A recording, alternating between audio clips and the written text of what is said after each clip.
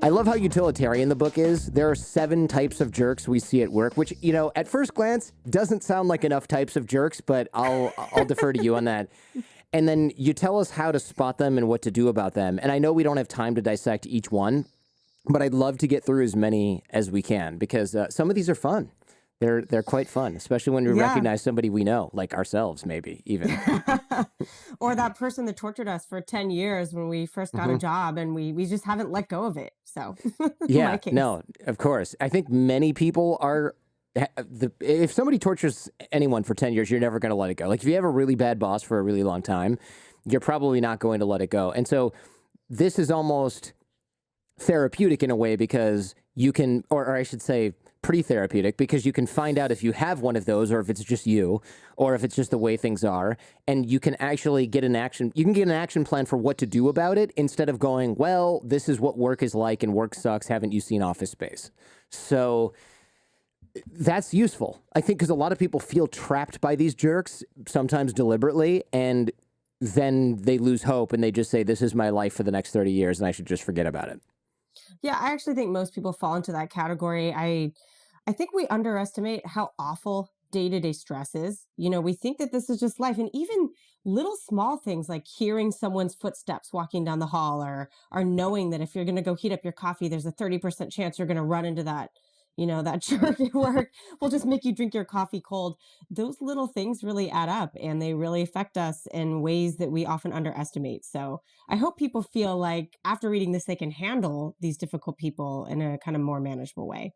Yeah, I think so. And first, I want to dispel a couple myths about jerks at work because I think a lot of people believe, for example, that only inexperienced people have to deal with jerks at work. So like if you're new and you're young, it's part of, you're cutting your teeth, you're putting in your hours, you have to deal with the micromanager, the neglectful boss, the gaslighter, the bulldozer, the credit stealer, the person who blames you for all these different types of jerks. And what do you think? Because it's great to know that that's not necessarily the case. I actually think it's the opposite. I think it's the older people who've been working for a longer time that don't have these strategies because they come from a generation where learning conflict management was a soft skill. It's not prioritized. No one actually cares if you know how to say something nicely to someone. And the number of people who come up to me who are in the C-suite that start a sentence with, this is embarrassing, but like, I don't know how to handle this conflict in my team. These people are accusing each other of stealing ideas, and it's super stressful, and I'm disengaged from all of them. I mean, that's actually the most common type of person. Young people come to me and they say, what are you talking about? Work's going to be awesome. Everyone cares about well-being now. We're not going to run into these issues at work. And then, in 6 months, come talk to me. But it's actually older people who've been working for a while that are a little bit worn down that are like, God, I wish I knew some of these things a long time ago or that we're even allowed to talk about it. Yeah, I think most people weren't allowed to talk about it. I mean, my dad's not here right now, but I don't plan on asking him because I don't want to know his answer. But I can tell you already that his answer would be, "You're just lucky to have a job. Quit crying." I had a boss that did. Yeah, I had a boss that whipped us with metal objects or something, and I'm like, okay, fine, but you can't do that anymore. It's not 1968 at a Ford plant. Yeah. I mean, my dad was in the army. He was a military guy. It was very much a suck it up, or you go tell that person off, you stake your claim so that they don't come and bother you later kind of mentality. And, they all drank way too much and smoked and died of heart attacks in the early 60s. So we don't want to end up like them.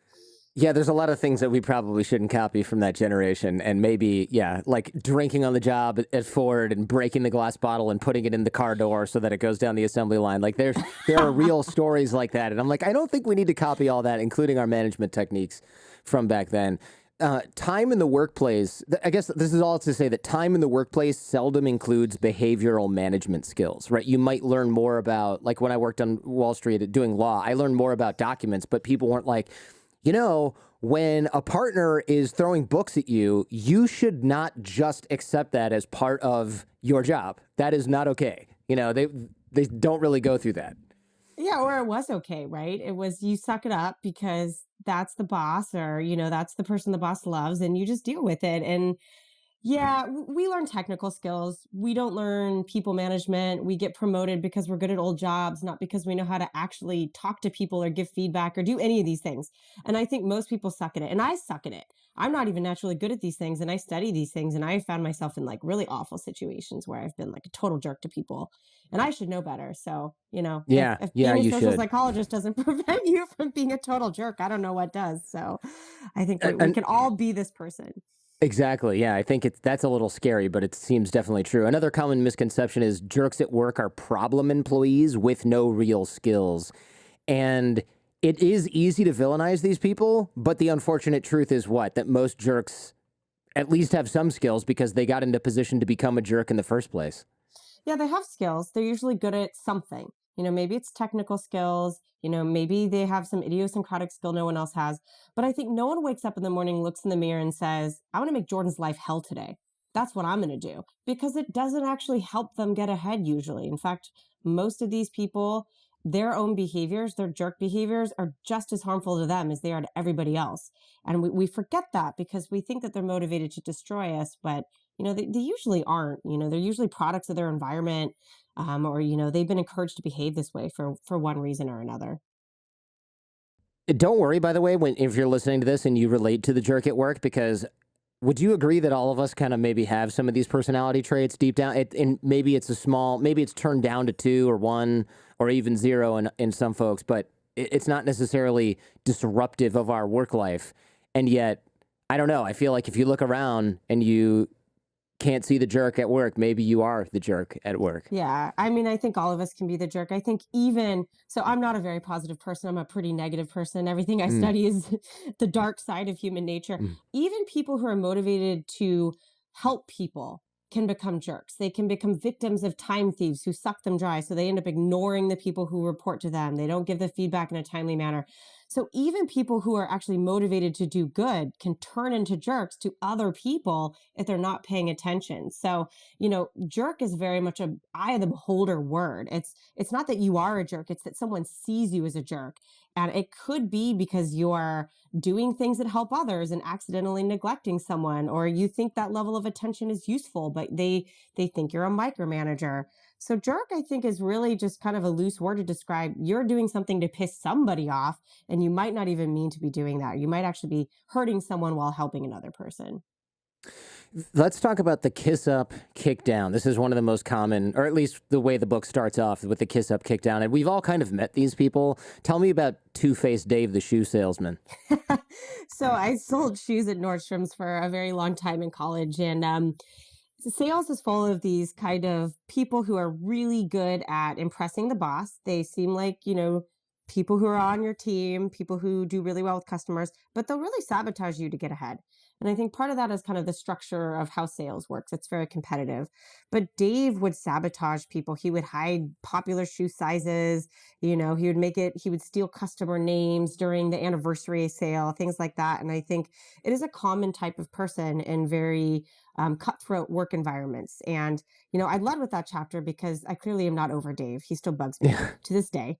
And Mhm. I wanted to monetize that in some way. And so, he really got the better of me. And I'm still kind of pissed off that I didn't figure out how to outwit him in a timely manner. I didn't say the smart, witty things to him, in the moment. But I think a lot of people, especially younger people, when they're starting work, in highly competitive people in law firms and on Wall Street, they run into these folks a lot. It's pretty common. Yeah. Yeah, there was a lot of this reminded me of people in law school who would be really nice if there was a professor around, or maybe they would offer to help you with something, but then they would hide the book required for everyone else to do the assignment.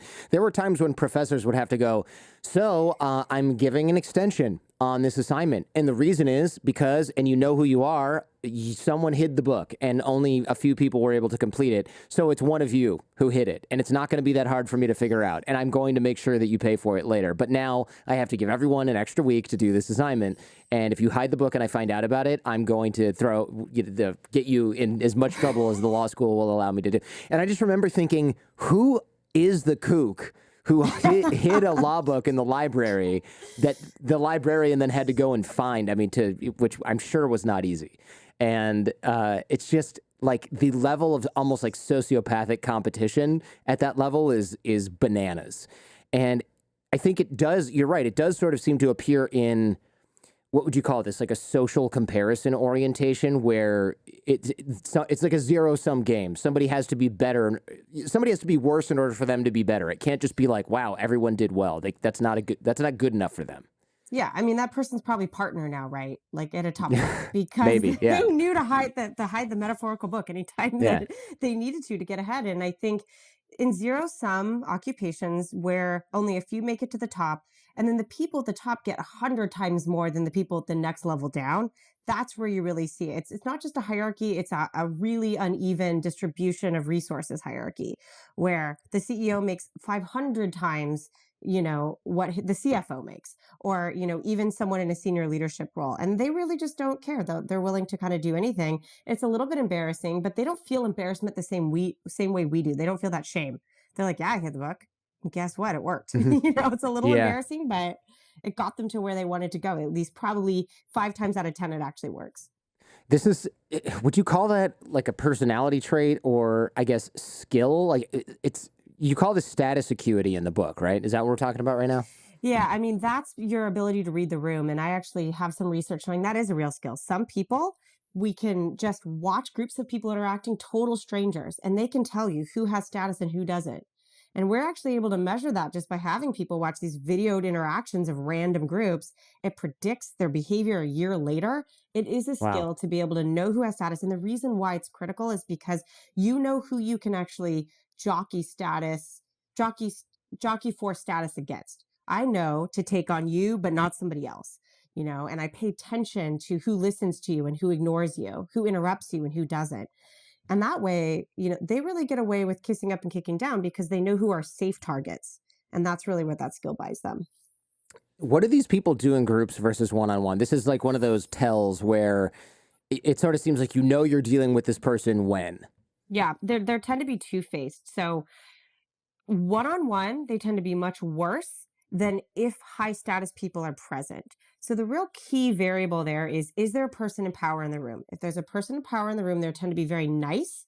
They tend to be complimentary. They actually tend to highlight your contributions to the team. When it's one-on-one, they're kind of more demeaning. They make you question yourself. So they're a little like a gaslighter. They question your expertise and your knowledge. And they really want you to understand that they're the big dog here. They're the one who actually matters.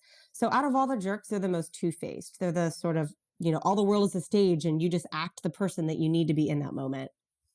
They often seem to be clamoring for power from bosses that maybe aren't paying attention to what they're doing, right? They seem to, I guess a lot of people are doing that. So maybe that's not exactly an obvious red flag, but the way they do it seems to like constant undermining. It's a little opportunistic, I guess, is what I'm trying to say.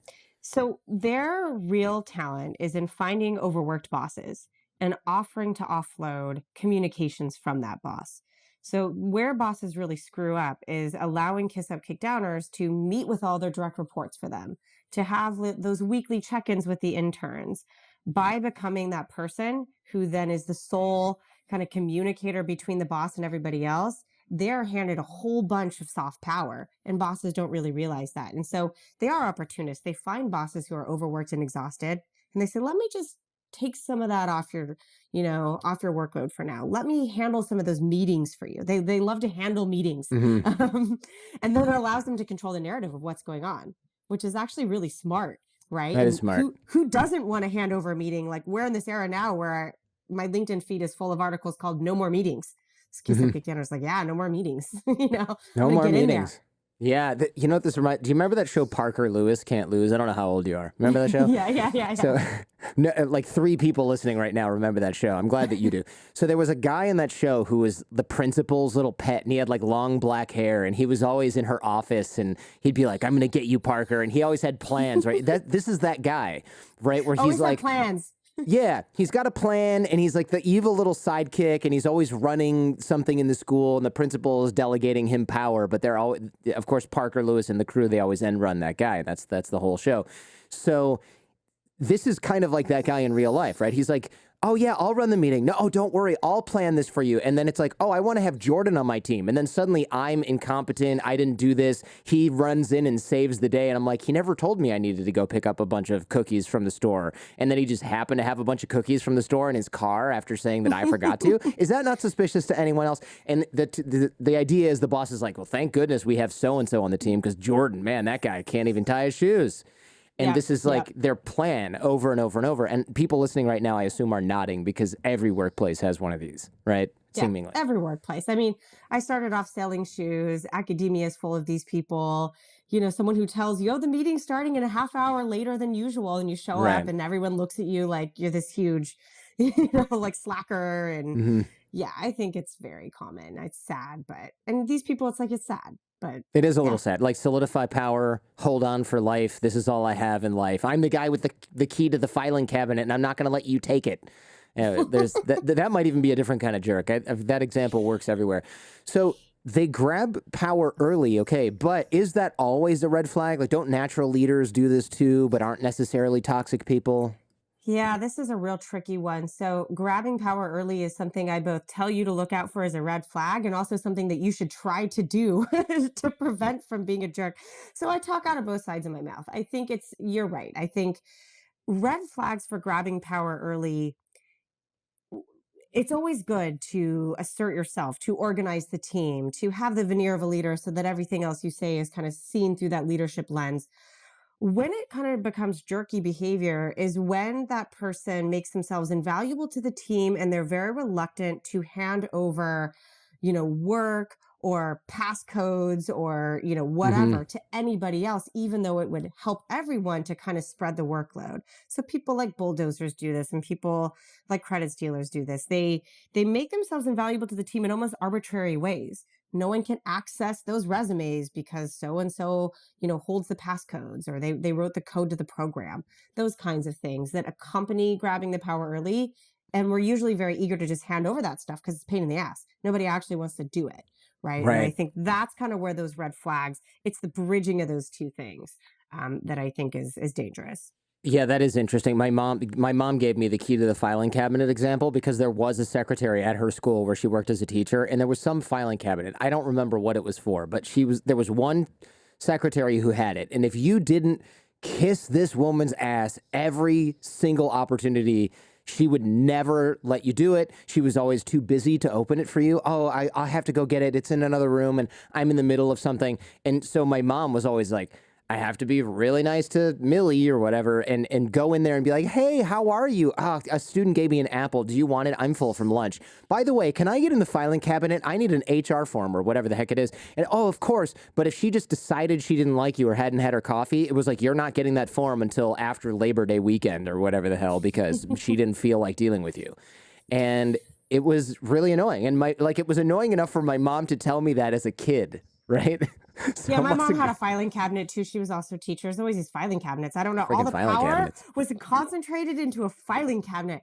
And I would Yeah. ask her, what's in the filing cabinet? And it was just like forms. I'm like, couldn't you just copy them yourself and like keep Hmm. extras? It didn't occur to her. But yeah, Yeah. there's these gatekeepers of Hmm. stuff that do this as a way of grabbing power. One of my mom's friends in the speech department grabbed the key when the woman was at lunch and somehow or got it and borrowed it and then went into a key place and said, I will like make a copy of this immediately. And so it said do not duplicate, but I guess they knew who that the teachers were and they were like, we really need a copy. And the guy was like, okay, fine. So they had a copy and that was the solution to the problem. And I remember it was like this 007 operation to get a key to the filing cabinet copied. The problem with this sort of thinking, though, if you're the kiss up, kick down, status isn't always stable in any organization, big or small, right? So somebody who's Yeah. useless to you today, they might be really important tomorrow. This is almost like a movie subplot where someone's Yeah. mean to somebody and then they find out he's like the head of search at the company that they work for, or the head of whatever. So this short term thinking would have consequences that you would think would catch up to these people. I mean, and my guy definitely caught up to him. In fact, he actually ended up stealing from Nordstrom's and Wow. as a last ditch effort. But yeah, it does catch up with people, I think, eventually, but it usually takes a while and it's usually serendipitous when it does happen. And so I think we're seeing a little bit more of it now that people are kind of hopping from job to job. But historically, people would stay in the same job forever and they would just kind of slowly climb up. They actually didn't climb up and over that often. They stayed within the same company, the same kind of hierarchy, and they got away with it for like 20 years before it became a real problem. I think now, you know, people hop from group to group, from team to team. And in academia, you can be a grad student one day and then, a professor another and in charge of somebody. And I've actually seen that happen. So it's not so linear anymore. I think people now say, well, of course you're going to get caught because we were used to these kind of nonlinear work structures. But back in Right. the day, I mean, my mom was a teacher. She had the same principal for 30 years. And that person didn't lose their job until they were dead. And then it was the next person's, she knew everyone. It was a very predictable path. And so you could Hmm. safely kiss up and kick down for a very long time. Yeah, now it seems like that's a tough game to play these days. And yeah, but if you're seeking bosses that can exploit, if they're seeking bosses that they can exploit and that want to hand off power and duties, you end up with this. I think you call it the toxic protege, the guy from Parker Lewis with the long greasy hair. I mean, that's the kick up, that's the kiss up, kick down that ends up being the boss's pet that everyone hates. And it's only a good position while that boss is around. And as soon as that person leaves and your cover's gone, it's like communist China. You get thrown in the gulag. The next guy's in charge, right? It's over. You have no allies. Um, Yeah. so how do we then handle this? It seems like the idea would be to create a bunch of allies that can rally around us in some way. Yeah, I think our tendency is to complain to our friends, and to complain to our close others. But you kind of have to get over this idea that the best people to complain to are your friends at work. I actually Right. think most of us have deep social networks, but not broad ones. We don't know a lot of people outside of our immediate circle. This got really bad during the pandemic. We didn't talk to anyone outside of our circle. But the more people you know who are like not just your boss, but your boss's colleague that's worked with your boss for 10 years, or people who are onboarded 5 years before you, but aren't in your immediate organizational, silo or whatever, but one over. Those are the type of people that you actually want to meet with because the wider spread the problem, the more your boss is going to care. And so your goal is to get your boss to care. That's really should be your only goal. It shouldn't be to like tell this person off or to scare them off or to, find a new victim for them. It's to get your boss to hear you out. And most bosses don't want to hear you out. They like this person. This person's doing good work. So in order for them to care, they have to feel like this person's a cancer. They're creating a Hmm. widespread problem. It's not just you that's complaining and being a baby about it. It's a lot of people, and it could be even more people. And you have to scare them a little bit. And the best way to do that is to kind of form these arm's length allies who are outside of your immediate circle, but who do know this person. I guess also finding other people who are a victim of that person would help too, right? Like if you know they've also got, you complain to your friend and they said, oh yeah, well you think you got it bad. You should see what he did to Janice. He told her the meeting was canceled. She didn't show up and now everyone's mad at her. And it's like, well, okay. And maybe as an attorney, I'm always like, document everything. Because Yeah. that's what evidence is, right? Like, yes, you said it, but if you've got a journal of the number of times this person has not allowed you to get into the filing cabinet or told you a meeting was at a different time than it was in an email, and it turned out to be wrong, it starts to look like a deliberate pattern. If you've got Yeah. May 25th, won't let me get the form due tomorrow. May 29th, like then it's not just you whining about somebody. It's like they have it out for me. Here's the evidence. Yeah, and I think you hit on this important point that it feels whining. Each of those one instances feels like whining, right? Which is Right. why we don't document. I mean, for people like you and I, documenting seems obvious. Of course you're going to document, but I feel stupid saying they told me the meeting was 30 minutes later and I don't think it was. But after this happens 50 times, it really does look like a pattern. And you just have to remind yourself when you're documenting these small acts that they will add up. Over time, eventually you see this pattern, but don't feel like no thing is too small to document. You, Hmm. you might not have to act on it, but just write it down as it before you forget about it. I think a pro tip with documenting, by the way, is use your personal account, first of all, not a work shared drive, because that could go horribly wrong. But if you use Google Docs, then when they say, she could have written all that yesterday, look, they just used different pens, you can look at the version history and it's like, no. Google says this was started a year ago and was edited 48 different times. And there's no faking that. It's like, there's Yeah. no doubt that you didn't just write that over the weekend to get somebody fired. Yeah. It seems like approaching your boss is a logical next step to this. Once you've got some evidence together, you maybe have some allies. You obviously at some point have to tell your boss, right? I think you do have to tell your boss. I think the telling of the boss is the toughest part. I think I've screwed this up many times. I've Yeah. led with the why I hate this person and why they're torturing me Sure. angle. And it's actually better to lead with what that person does that they do well, because it creates a shared reality. And no one likes this. It sucks to say. For me, Dave sells a ton of shoes. He's really good at that. Or he's really motivated to care about X, Y, and Z. But at least it shows that you have perspective and that you're not just being kind of a baby about the whole thing, that you Right. actually can acknowledge someone's strengths when they are there. And that will actually help your boss see you as a more mature complainer, I think, than the just kind of leading with that. And then leave your feelings out. I mean, people don't like this advice. They want to talk about their feelings. But I feel hurt. I feel embarrassed. I feel disrespected. Who cares? Talk Not your about what boss. they did. Right. Your boss does not care. I mean, great for you if your boss cares. Most bosses will pretend to care, but they don't actually care. Lead with what the person did and why it's disruptive, not just to you, but to the whole team. Use that language, that sort of behavior based approach, and try to not editorialize it. Don't say why they did it. Don't talk about that they did it to be mean or to destroy you. Just say what they did. And that's it. And you've documented it. Keep it clean and clear. Your boss doesn't have much to argue with when you do this. And then just kind of let them sit with it. Let them marinate on that for a little bit, and don't push them on it right away, because they're going to have to do probably some strategic maneuvering to figure out what to do next. Yeah, that's interesting. I think a lot of people might drop the ball when it comes time to wait for some action, because it's like, well, I reported this on Friday and it's Tuesday, and why is he still working here? And it's like, I haven't even had time to look at this. And over the next few weeks, I'm going to ask everybody during their reviews that they're coming into my office for anyway, if they've heard or seen anything about this. And then in a month or two, I might have an opinion on this that goes your way or not.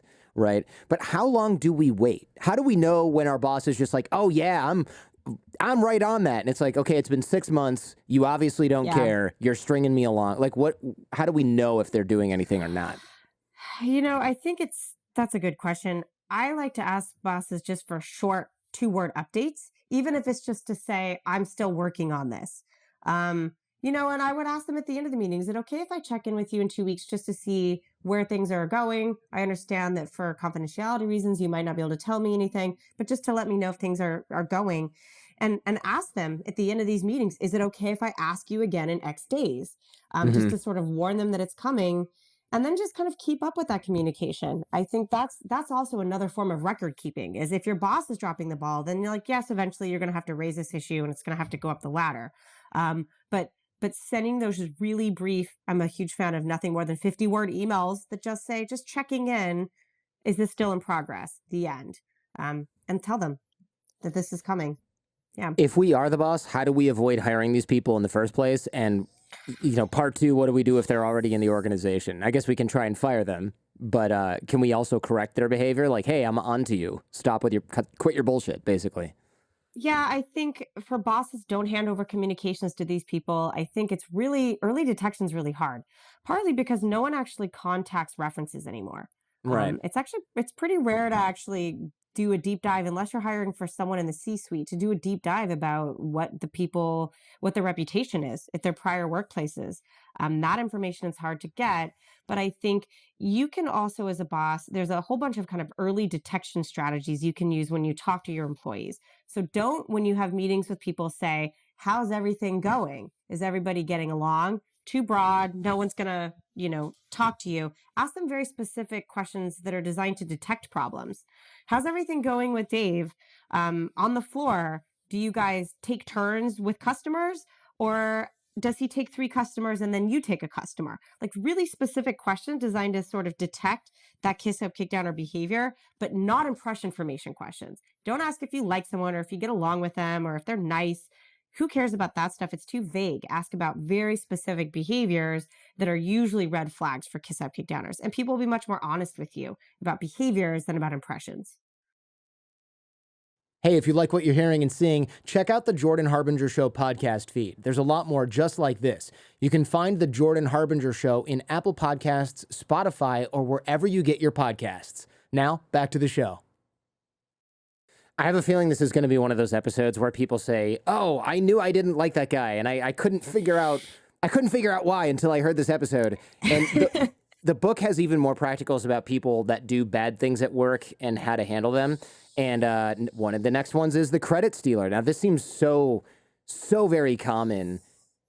And we usually look for credit theft coming from the outside, but you say it's the inside where it usually happens. I don't know if we need to define credit stealer, right? We've all seen someone be like, "Don't I have so many great ideas?" And you're like, "This is my idea," or "This was Tessa's idea." Tell me a little bit about this, because these people can be they're pretty sly sometimes when they do this. Yeah. I think the ones that we have to worry about are very sly. They will take credit for ideas that are often expressed to them in private. And so these tend to be good friends, often bosses. In fact, the number one complaint I get since I wrote this book is, it's my boss that stole credit for my idea. Yikes. And then they can go to their bosses and take credit, and you're not even in the room. So you have no idea that this is happening, especially bosses that have run out of ideas. They love to steal credit from, their own team members, their own direct reports. But they also grant credit.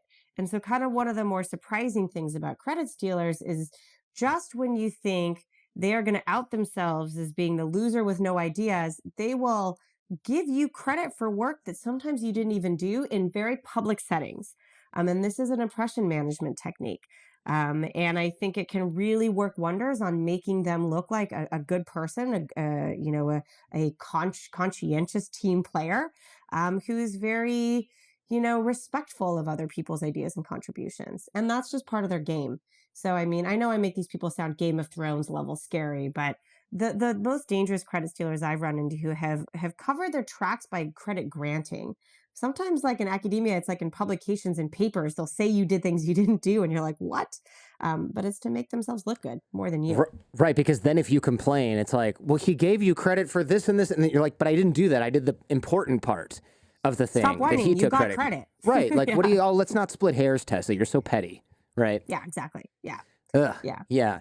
So how do we handle this? How do we handle the credit stealer? Because if they're almost playing chess at some level. Maybe it's not 3D chess, but it's still chess. If they're giving you credit, and then you're like, well, crap, now I can't complain, but you still should, because they're still stealing your ideas at work. Yeah, I think kind of in the moment, we tend to want to try to get back credit once it's stolen, right? How do I steal it back from someone who just stole something from me? But the better strategy during their speech about how you're great, you're like, no, I'm better than that. Great, and you stole my idea 6 months ago. You look like a crazy person. It's more offensive stuff. It's more learning how to have what I call voice at work walking into the meeting. So the number one reason why people get credit for things that they didn't do is because, and we don't like to admit this, they restate your ideas in a way that is cleaner and more powerful and with more leadership style than you did. And unfortunately, that means that things stick to them and not to you. And so the best thing that you can do is actually learn how to have voice at work. And what that means is, when you say something, people listen to you and those ideas stick to you. And the only way to really get voice is by learning how to become an advice tie at work. So that's someone that boss goes to get things done, to get the gossip, to learn who's easy to work with and who's hard to work with. Informal knowledge. Sometimes we call it hidden curriculum. All that stuff that has absolutely nothing to do with the thing that you're getting your credit stolen over, those are the things that actually give you voice. Then once you walk into that meeting, your ideas will stick to you. So actually, the solutions don't have anything to do with getting credit at all. They have to do with becoming someone that others listen to and care about the opinions of, especially people in power. And so when we try to think about, how do I get credit for my ideas? How do you become someone that's invaluable to the boss? How do you become someone the boss can go to and say, just tell me what's going on between Tom and Stacy right now? Like, what's up with those two? It doesn't seem like it's relevant to credit granting, but it is, because now the boss listens to you. And when you speak up, your ideas will stick to you and not to another person. It's very difficult to steal credit from someone who has voice. Is this what you call becoming an advice tie, where you're kind of like, hopefully not the guy from the evil guy from Parker Lewis, but you're doing it in a positive way, right? You're becoming a trusted resource. I think the example you gave in the book was that the coffee shop guy? That wasn't really him. That was a different role, right? He is an advice tie, but yeah, I went to him for kiss up, kick downer, but he also was an advice tie. He knew who to go to and how to get things done. What days of the week you should meet with the boss and what days of the week you should avoid the boss. Like, those little kinds of things actually really help. Yeah, that's useful. So rather than kissing up to the boss, you become useful to everyone, possibly especially the boss, and then ideally you don't use it to screw over your colleagues, and you share the info with others. Like, that's the difference between becoming an advice tie and somebody who is stealing credit or who is a kiss up, kick down. Yeah? Yeah. It's all in what you do with that, right? Both probably are advice ties, but you just are doing it to protect yourself versus doing it to actually steal, you know? Right. And then, okay, don't handle it dramatically. So no toast to the company Christmas party about how James actually didn't do anything and everyone hates him. And Happy New Year to everyone, by the way, except for that good for nothing wanker, James. Make sure you handle it in a more professional way by getting voice. It's almost like if someone steals credit, you almost can't really, unless it's a huge deal, you almost have to let it go and then build voice. Would you recommend that versus like trying to correct the record all the time? Yeah.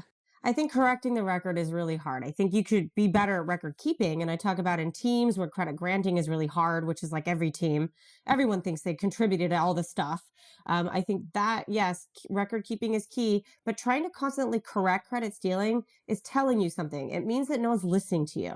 If people are always stealing credit for your stuff, that means you have low power and low status and no one's actually listening to you when you talk, or you're overstating your contributions. So I think we have to, acknowledge our own weakness, our own role here. Why is it that everyone steals credit from me all the time? That's because I have a really annoying voice and no one likes to listen to me and they put me on mute on Zoom. That's why, Mhm. and that's hard to admit to ourselves, I think, most of the time. I like the idea, and you mentioned this in the book, that some people steal credit, but it's actually not deliberate, right? When they work in the same space, they come up with very similar ideas. And you mentioned this. This, I think, is a brilliant point. The best way to have different ideas is to give yourself different skills and different experiences that other people do not have. This way, other people can't come up with similar ideas. And it will also be more obvious if they steal one of your ideas because it's based on your unique experience and background. And I thought that was really insightful and useful. Yeah, I think a lot of us think of ourselves as unique snowflakes that have special contributions, but at the end of the day, most of us are replaceable. Um, The cold we think, truth. Yeah. I am a cold truth kind of girl. We think that, oh my God, if I were to leave this organization, everything would fall apart. They wouldn't find someone who can do what I can do. And 9 times out of 10, that's just not true. So if you want your ideas to stick to you and not to other people, and if you just want to have better, more interesting ideas that do make you invaluable, you're going to have to up your game. You can't have the same skills everybody else has with the same exact record and the same exact resume. You're going to have to think outside the box. And, the best career advice I ever got, and even in academia, is have skills others don't have so people need you. I really never, I thought of, myself as just wonderful on my own. I'm smart. I'm interesting. No, what can you give people that they don't already have, that they actually need? Skills that they don't have, and I think that that's really critical for protecting yourself from credit stealing. The idea of credit stealing actually reminds me, in copyright law, there's this idea, and I forgot the name of what this concept is, but there's the idea that you can come up with something strikingly similar to something else, but have done so independently. And I think the case law was like the Beatles. Have you heard about this? They come up with a Yeah. song. It's remarkably similar to another song, but they were like in Paris, France, or something in 1960, whatever, and they could not possibly have known about this other song that was being written in the United States. They didn't know the person. There was no phone calls between them or anybody that knew them. So the court ruled, hey, this is just like bad luck for you because the Beatles came up with the same melody at the same time and they made a bunch of money. Yeah, I mean, that happened on a dating website. I can't remember which one, but it was basically the same ruling that two people came up with like a match.com type idea Mm, at the same time. It was in the air, right? It was part of the zeitgeist was to yeah. sort of do this online dating thing. And one group tried to sue the other, and it was just clear that they were working in the same universe. Of course, they're going to come up with two people are going to come up with that same idea at the same time. You just don't want to be in that situation too often in life, I think. And that's why you have to kind of be more heterogeneous with your skills and more Yeah. interesting than other Yeah, people. doing those stacks of skills where you're really maybe you're like a B in different areas and you stack those together. It's really hard for someone to then claim they came up with this idea that you had when you brought it from the world of competitive luge or something and you brought that into your shoe company. It's like, well, I'm pretty sure it was the luge guy who came up with this and not the guy who has never walked more than a mile in his life. It seems like somebody stole this idea from someone else. Am I right? Yeah. So the other idea that makes this, I like this concept as well because I think a lot of people get upset that their ideas are getting stolen. But again, spotlight effect, right? We think other people are paying attention to us when they are barely listening. I mean, especially now in Zoom meetings, it's like they are playing whatever today's equivalent of Minesweeper is. They're not paying attention to you. So it leads us to think that other people are taking our ideas when they just it was in one ear and out the other if they heard it in the first place. And you should track ideas in writing if they're important and maybe let it go if not. And for me, sometimes in the past, ego has made us think, some of us, that our ideas are uniquely brilliant when really they're just so stinking obvious for people who have all seen the same data or trends. Yeah. I think, we all live in our own heads. We anticipate what we said the thing, and then we look at other people and look at their reactions after we said the thing. And then after we go through that process, that anticipatory stress, the saying the thing, the like gaining information about our reputation based on people's, their reactions, then we space out. So if someone talks to us after that and they have a brilliant idea, we're actually coming down from that kind of what we call motivated performance situation. And we're actually really spaced out. We're not listening at all. It's a little bit like in high school when you had to present, your country project or something, maybe more like fourth grade, your country project. After you go, you sit down, you don't pay attention to anyone else's No. country project. And adults are the same way. And we're really not listening after we're done saying our thing. Yet 20 minutes later, someone gets credit for the thing that we thought we said when we weren't even really paying attention. And that's just like how the body responds to stress and engagement. And that's natural. We do this all the time, day after day, but we don't realize how much it affects the process of credit granting. We weren't actually even listening when that person said the idea because we are coming down from some stress response, yet we still think they stole our idea. So there's a whole bunch of human biases involved here for sure. Speaking of group projects in elementary school and high school, what about free riders? These are the worst. I remember, and every kid has heard this, when you like, Angela didn't do anything. And they're like, you know what? When you grow up, you're going to have to do projects at work, and there's always going to be an Angela who doesn't do anything. Angela. And you're just going to have to deal with it. And you're like, nah, it's not fair, right? There's still free riders in the adult world, which is, I thought that was a lie that teachers told us because they didn't want to do anything about free riders in school. But no, these people they are everywhere. Yeah, I have a 9-year-old and I talked to him way too much about this book and he was like, how do I become a free writer? That sounds awesome. No. They get away with it forever, mommy? And I'm like, they really do. Yeah, I think the truth of free writers is we let them get away with it because they're nice and they're attractive and they're funny and they have gossip. And we like keeping them around. And their real skill is in finding teams that will let them do these things. And this kind of this ironic thing that happens if you're a team and you're conscientious and you're real go-getters, you plop a free writer in that team and it will actually work like 20% more than a team without a free writer because they overcompensate for the free writer. And then the boss sees that team and says, this team worked 20% harder than that other team. I'm going to give them more work. They're so awesome. And so the free writers actually have better performing teams than the non-free writing teams.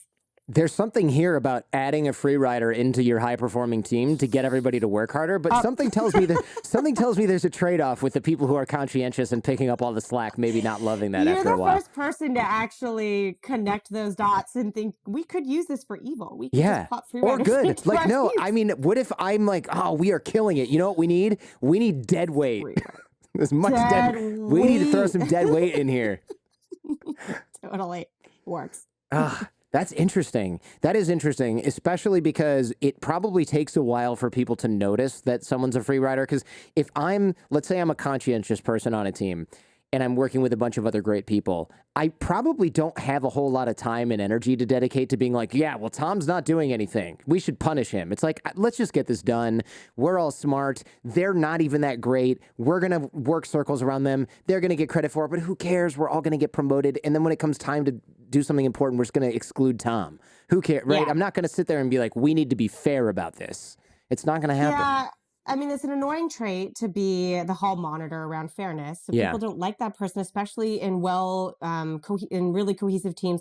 But also gets to a point you made earlier, which is when it comes to documenting stuff, we don't document small slights because it feels stupid and we feel immature. So if, one person, Tom, just didn't do his share of the work one day, we're not like writing it down feverishly in our Google Doc because we feel silly about doing that. We feel like we're past that. We're past that point in life. And so we don't. And then, what these free writers do is they break up the work evenly among everybody and split it up. They don't just like load up one person, or they'll load up the new people that don't know any better. And they have this great way of kind of saying publicly that they did things or having ideas without actual concrete anything behind it. They're very good at presenting So they're very good at, standing up in front of the room and saying what the team came up with that they had no role in. And there is a human bias to kind of, when you sound smart and you sound like a leader, we just assume you contributed to the group. And they get all that kind of glory, partly because we allow them to do it, and partly because they tend to be the most well-spoken people on the team, actually, the most charismatic, the most interesting. Devil's advocate, that's also kind of a skill. If you're really good at that and everyone else is just really good at putting the stuff together, there's a part of me that's like, what's the problem if I had a bunch of like quiet engineers who are scared to death of getting up in front of the room? I'm painting with a broad stroke here. Sorry, engineers. And then one guy who's really good at sales goes up and crushes it and delivers everything. But what he did was work on the PowerPoint deck and the presentation. It's like, that kind of sounds fair to me. Yeah. Free writer's in the eye of the beholder, right? So I think, and I've worked with teams like this before, where the so-called free writer, we just gave them the new job of doing just that. Your job is now just to stand up and do all this stuff. So insofar as that actually counts as part of the hard work that no one else can do, then I actually don't think it's free writing. It only becomes free writing when they're not doing things that they agreed to do and other people are then doing those things, right? There's a discrepancy between what work I agreed to do and what work I actually did. And the actually did has way too much crap that came from a third person on the team or another person on the team. So that's where the discrepancy is. But yeah, of course, sometimes that is the person's job, and that's all you really want out of that person, especially if they suck at everything else. Yeah, you right. can't get rid of them. Right, You guilty. don't want negative work, right? You don't want negative labor, stuff you're going to have to fix. So that's what you have them do. Right. That's a good point. Stuff you don't want to give somebody an important job knowing they're going to screw it up, and then the rest of you are going to have to stay up till 3 a.m. fixing it. It's like, let's just agree that Tom's not going to do anything competently. Don't even call him. We're just going to pick up the slack. And when he says, I'm going to handle the PowerPoint, we're going to make a duplicate PowerPoint because he's going to call us at 7 a.m. and be like, I deleted it. Oops, because he didn't do anything. Yeah. So what do we do aside from picking up the slack for these people and letting them get away with it even more? What sort of plan can we put into place where we're like, okay, we know we're stuck with him. We're not letting him get away with it this time, or we got to get this guy out of the organization. What do we do to start that process? So once you kind of know the person's free writing, that actually detection's harder than it sounds. I think a lot of people sort of deny it for a while. So once you kind of do know, our intuition is to approach them and like shame them into submission, right? We know what you've been doing this whole time, Tom. But the problem is these people are already disengaged for whatever reason. Usually they have some reason, and that reason is I'm working so hard on this other project that you guys have nothing to do with, and it's really wearing me down, or they're being micromanaged. Instead, lead with why you wanted them there in the first place, and then don't let them off the hook. Come up with a very concrete plan of what work they're going to do and when, and how the team is going to check up on that. And I like having kind of a rotating role of someone that does the sort of system of checks and balances, is everyone doing the work that they agreed to do. The manager doesn't need to be involved in this at all. The team themselves can do it. I think have it rotating, have everyone play this role, and have just really clear deadlines, and don't let them sweet talk their way out of any of those deadlines. Have set consequences, a little like treating a little kid. Have set consequences of what will happen if you don't actually meet this deadline. Then we're going to have to actually talk to the boss. So then we're going to have to do X, Y, or Z. But lead with something that you like about them, why you wanted them there in the first place, to try to bring them back in and not to shame them. That'll just make them disappear even more embarrassed. Or just deny. In fact, there's lots of research showing that free writers, even when confronted with evidence, will still just flat out deny that they've done it. Yeah, sometimes. Awesome. Yeah. Sometimes they're probably not aware, and other times they're like, I'm not just going to cop to my entire career strategy of never doing anything. Nice try. Yeah, that makes sense. I want to talk about the most common kind of jerk at work, which is the micromanager, right? This is maybe somebody who's even above you, or I guess would have to kind of be because they're a manager. They somehow work the hardest but accomplish the least amount of work. Yeah, I actually feel bad for these people until I have one, and then I hate them, right? Like everybody else. Yeah, everything's equally urgent and everything is equally important. So their problem is they can't kind of these four quadrants of urgency and importance. They don't know what's urgent but not important, what's important but not urgent. Everything kind of falls into one quadrant. And because of that, it's always putting out fires with them. And it's always, 2 a.m. emails that should be answered by 6 a.m. Even if it's a really important thing or a totally arbitrary, stupid, small thing that doesn't matter, they're very bad at calibrating, what needs to be done now versus later, what we can dial in versus what we have to do well. Everything has to be done well according to them. So if you work for them, you work the hardest and get the least done. It's very maddening. Yeah, and of course that goes hand in hand with then having to disrespect personal time or space, because you can't, if you can only do three things and two of them are important, and she's got a list of 10, she's just going to shove all 10 into the time allotted for those three things. So of course you're getting emails on the weekend. Of course you're getting emails at 9 p.m. that you have to address that might actually be important because you spent the whole rest of the day. Yeah. What was your example? Organizing the entire store by the color of the clothes instead of the size of the clothes. Sorting sweaters by color. Yeah. In this job in Nordstrom's, I also sold clothes at one point in another department. And my manager, because she was the micromanager, other managers also didn't like her. So one thing Mhm. you don't know about your micromanager, because you're only thinking about yourself, is that other managers, at their same level and above them, actually hate them too. They find them very annoying to be around Mhm. because they are taskmasters to everyone. So they get cut off. They're not in these kind of like how the sausage is made meetings. So you're not going to learn anything institutionally important from them. And they're going to come up with arbitrary tasks to remind you that they are in charge. Ah. These are kind of the worst kind of micromanagers. I'm in charge here. Don't forget about me. They don't trust you to kind of spend your time wisely. They will make things up for you to do. And this sounds really evil, but I've seen it a lot at NYU. Made up committees, tons of made up committees, task forces, steering committee after steering committee that do nothing but keep people busy, that the boss has told a micromanager to create to get rid of that micromanager so the boss doesn't have to see the micromanager anymore. And that's really like the real dark side of this is you usually are dealing with someone who's pretty socially isolated from their own leadership because they're annoying. And that now you're like running all this dumb stuff, running all these projects that will lead to nowhere because of your micromanager being Yeah. socially disconnected and having no power. It's like it's like a toxin in the system. I hate to use these stupid metaphors, but I'm going to, because I had a law professor and I said, "Oh, hey, I haven't seen you in a long time. What have you been up to? Are you not teaching this semester?" And he goes, Dean Baum has me doing some like shitty administrative bullshit." And it was so frank. The guy was Israeli, so he has a different accent, but I like Yeah. the Russian version better. And it was so frank because you could just tell he was like, "I am a genius." He was also insufferable, but he's like, "I'm a genius contracts professor, and this like low life dean who has power over me has me doing some administrative crap that is beneath me." And it was so fun to just watch these guys duke it out because I could just tell, like, micromanager nobody liked, professor that had his head up his ass, just butting heads over who knows what paperwork.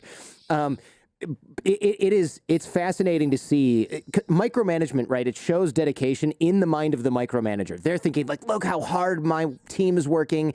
I rearranged the entire store today." And it's like, "Yeah, but you didn't make any frickin' sales." Because now people Yeah. come in looking for a size 10 whatever, and all they see is reds over here, blue over here, and they're like, "I'm It's in out." the blue. Yeah, I'm like, "I'm out. I don't care about the color. I need a freaking sweater." And that comes at the cost of efficiency and developing, like you said, developing the people who work under these managers, because you're just slicing these people off. I would imagine that since those people are isolated because they're annoying and inefficient, that it's probably a self-fulfilling, it's probably a negative cycle, right? Because they feel irrelevant. They feel like, "I'm on the chopping block. Everyone's in meetings without me." So then they ratchet up their micromanagement. They're like, "I just need my team to work harder, making sure that the tiles each shine using linoleum spray or whatever, instead of actually hitting metrics, making sales, doing things that the organization cares about at all." Yeah. And you also get this problem where the people who work for them, the talent bleeds. So eventually, people with options don't have to work for that manager anymore. They often leave and they go to different teams, or they can like see the writing on the wall really early. So I've worked with a micromanager where within a week, people were like, "Oh, I know what this looks like. I'm not going to sell anything here. I'm out." But then people like me who didn't know any better, who are naive, who are socially cut off, or, I just wasn't that invested in actually making money, it's just like a bunch of subpar people working under that micromanager. So not only is that person actually like not hitting any of their numbers, they're not selling anything, they're spinning their wheels, but they have a team of mediocre people underneath them. And it just gets watered down Hmm. to the point where you walk into one of those teams and it's not just being micromanaged, it's really morale killing to work for someone who has had a team of say five employees who've been there for more than 2 years. They're just not the top brass because everyone who's good has managed to find a way out. So you're also kind of stuck with just a team of mediocrity, and that can get really depressing when you're working for someone like this. Yeah, you do see that, where like the salesperson goes, "I'm not going to make any money doing this. This person doesn't have me selling. They have me doing like these dumb whatever, like organizing the store, like you said. And so they go to every other man, please give me a chance. I will crush for you. I will work weekends. I'll work every shift. And they're like, well, I need a guy who's going to jump at every stupid shift that people call off on. Great. And then they show up and they do great. They never go back there. So yeah, you're with all the people that can't quite show up on time and call off all the time and are out of sick days, but don't show up, or they show up late and they can't sell. So it's like really the C team, and you're stuck there and you want to quit, but you don't really have a choice. So how do we handle these people? If you're smart and you're good, you get out, but is that all? Yeah. Is that what we try to do, is just escape? I mean, I try to think beyond the micromanager and try to get into the why. So not all these jerks, you really care why they're doing what they're doing, but micromanagers are often products of, structures of situations. And if you know the why, that can actually really help you when you do approach them. If the answer is they're cut off and their boss thinks they're an idiot, then even getting them to change their micromanagement behavior is probably not going to help you kind of climb up and out. But if they're just, there's a fear of failure, or they're good at their old job, which you now hold, or their manager is neglectful, but they actually have a lot of potential, then I think you can approach them. You're going to want to have short, frequent meetings with them, which you're not going to like. You want to see less of them, not more of them, but more of them in short, structured ways is actually better. And, giving them a little bit of a window into what you're up to. So micromanagers like to be spies. They're creepy little spies. They like to see your Dropbox update and your Google Doc updates. Give them a little bit of that. Give them a document that tells you what you've been doing, where they can see that it's timestamped without actually bothering you directly. And don't call them micromanagers. They know they're micromanagers. But say you're having, you're misaligned on the big picture on where you think you should be going and where they think you should be going. One of the main complaints I get from so-called micromanagers or people who are accused of this is that they don't see themselves as micromanagers. They see themselves as working with someone who isn't trustworthy, who needs to be overseen because they've made mistakes before. And so confusing someone who cares about micro indicators of early red flags is not the same as a micromanager. So you need to take a good look in the mirror and think, have I made 15 mistakes that's making this person nervous, and that's why there's so much oversight? Or are they doing this to everybody, no matter how good they are, no matter what the quality of their work is? Then they're probably a micromanager. But you will need to approach them. And in my book, I kind of lay out this sort of science of conflict. It's based on how you have a fight with your spouse. How you tell your spouse that they're lazy and they need to actually pick up their socks in a way without saying that, where you're sleeping on the couch. And I think you don't want people stonewalling each other or getting defensive or engaging in reverse blame. So there's a bit of an art to that. But I think if you kind of carefully walk the walk, you can have the conversation, and give them these little cheat sheets along the way to scratch their little itches, to spy on you and to know what's going on. What about setting clear boundaries around work hours? Hey, I'm not trying to get emails from you on Saturday afternoon. I've got 2 kids. This is not important. You can't say that, right? But there's got to be a way to be like, I'm not going to reply to your crap because you're bored. Which is, I think a lot of micromanagers, they feel irrelevant, so they're bored, and they're like, I'm going to fire off a project outline that I just made up over breakfast to my team who's out with their kids at the zoo right now. Yeah, I think our tendency is to want to just hit reply because they have power over us. But, think about this from like a rat in a cage perspective. You don't want to reinforce that behavior.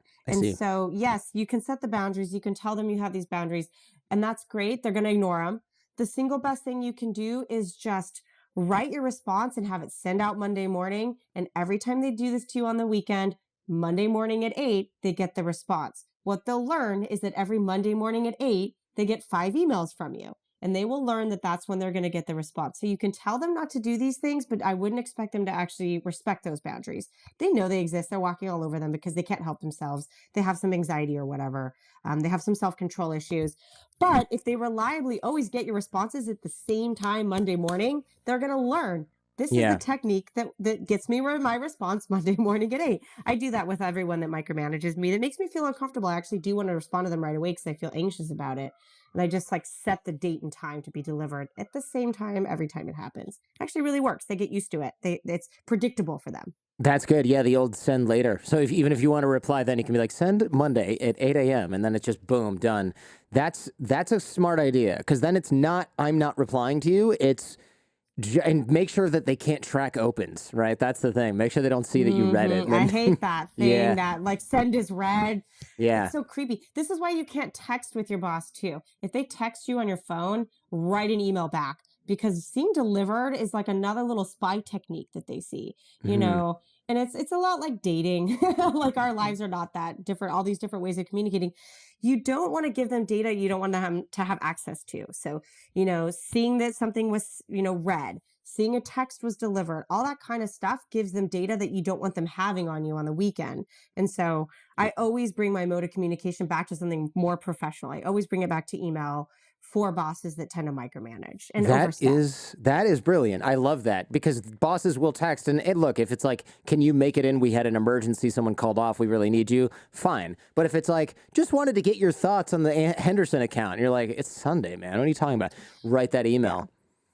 Write Or the email. ignore And the it. emergency, I never saw it. isn't an emergency when it's coming from your micromanager, right? Like they Right. can't have 19 emergencies a week, but they see them in their own, you know, psychology. Like they feel an emergency all the time because their level of stress and threat and their, you know, physiological responses look like yours when you're really, really stressed. That's just what they look like all the time. So they actually have a really bad, you know, kind of way of detecting within themselves when it's a real stressor versus like a self-inflicted stressor.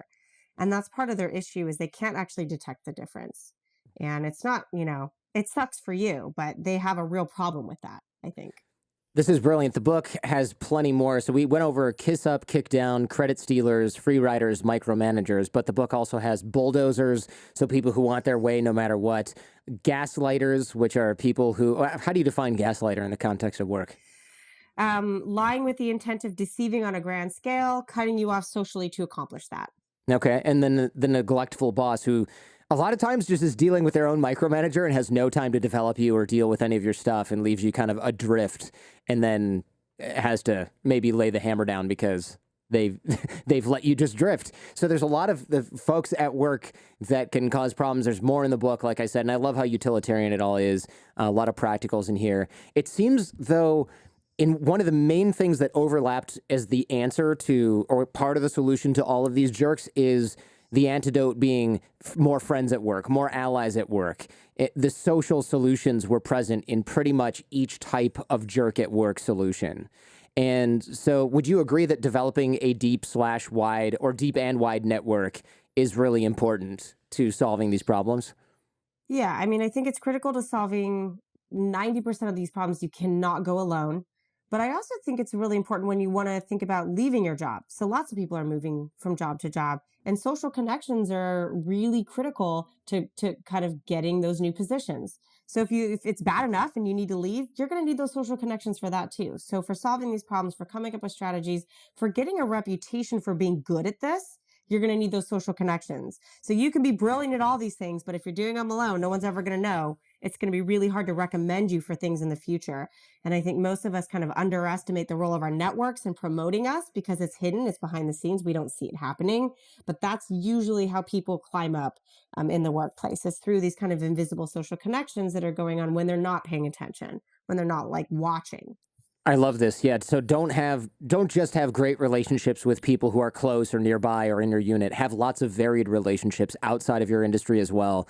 And that dovetails really well. I have a free course where I teach networking skills and people are like, "Oh, I don't need that because I'm just a teacher. I'm not going to." And I'm like, "Well, what happens when you don't want to be that anymore, or you want to go to a different district and get a job, or you don't want to be teaching this grade anymore, but you want to move to a higher paid, higher grade?" You know, and the problem is a lot of people don't build relationships until they need them. And then it's not really, you're not really building a relationship. You're asking an awkward favor from somebody who you've talked to once in the last decade. And that's not the way to do this. Yeah, you have to build those networks. That's essential. And people hate it. It's uncomfortable. They think networking is a bad word, but there's ways of doing it that are genuine and, you know, it will protect you and it will help promote you. And I think we just have to get more comfortable with having relationships with people who aren't our best friends and seeing them as such. And I think that's okay. Tessa West, thank you very much. Really appreciate this. I love when someone can break down different personality archetypes. I don't know what it is, but I've got a thing for personality archetypes, especially when they are based in science or research, which these are, and come with solutions instead of just, and if you see one of these, you're screwed. So good luck out there, champ. Thank you so much. Thanks for checking out this entire episode of The Jordan Harbinger Show. If you're interested in exploring this topic further, check out the Jordan Harbinger Show podcast feed. There, we dive even deeper on this and many other topics. In the audio podcast, I also close open loops, cover things discussed off camera, off air, and give some parting lessons from our guest. You can find the Jordan Harbinger Show in Apple Podcasts, Spotify, any podcast app, or at jordanharbinger.com. And also, if you found this episode useful, please share it with those you care about. Last but not least, like, comment, and subscribe.